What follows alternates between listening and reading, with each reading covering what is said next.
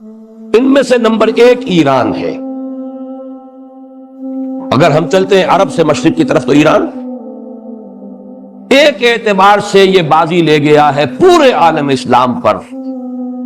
ان کے مذہبی عقائد، ان کی فقہ سے ہمیں جو اختلاف ہے وہ ہے اپنی جگہ پر ہے. آپ کو معلوم ہے میرے بارے میں کسی کو اشتباہ نہیں ہو سکتا. اس اعتبار سے میری جس درجے دشمنی رکھی گئی ہے، جس طرح میرے سر کا جو ہے مطالبہ ہوتا تھا، 2 ہی آدمی تھے پاکستان میں کہ جن کے سر مانگے گئے، ایک کراچی کے وہ شاہ بلیغ الدین صاحب اور ایک نے.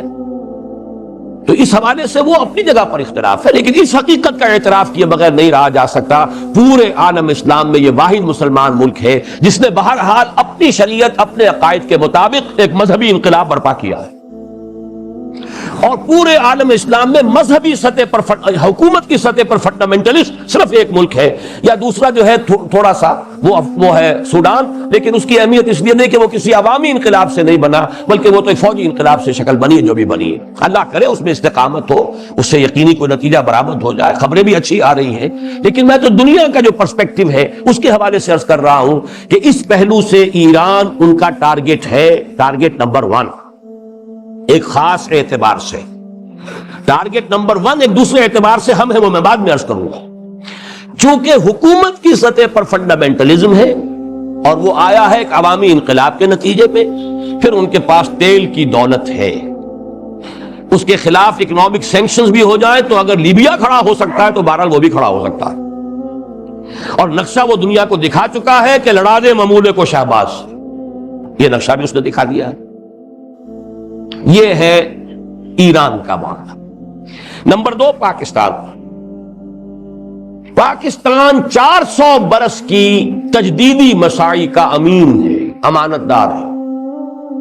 پورے ہندوستان میں مجدد الفسانی رحمت اللہ علیہ، شاہ ولی اللہ دہلوی رحمت اللہ علیہ، سید احمد بریلوی رحمت اللہ علیہ اور ان کا جہاد، پھر اس 20ویں صدی عیسوی میں یا 14ویں صدی ہجری میں علامہ اقبال جیسا مفکر، مولانا مودودی جیسا مصنف، مولانا الیاس جیسا مبلغ، شیخ الہند جیسا مجاہد حریت، پورے عالم اسلام میں ان کا پیرلل کوئی موجود نہیں.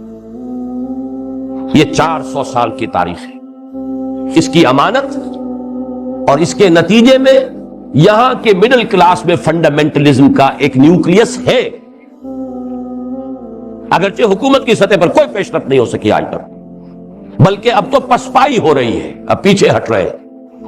وہ ہمارے ان سیاسی جو بھی زعماء ہیں، جو جماعتیں ہیں، ان کی غلطی اور الیکشن ہی کو واحد میدان بنا کر اس کے اندر اپنا سارا وقت، توانائی اور قوتیں ضائع کر دینا، یہ ہے در حقیقت جس کا کہ یہ صدا مل رہی ہے کہ اس اعتبار سے تو پسپائی کی طرف ہے معاملہ، کسی پیش رفت کی طرف نہیں ہے.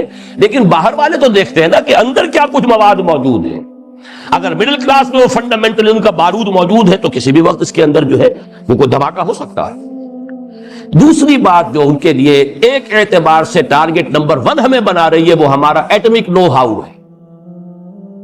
پورے عالم اسلام میں اور کسی کے پاس نہیں. اسلامی بم اگر بنے گا تو یہی بنے گا.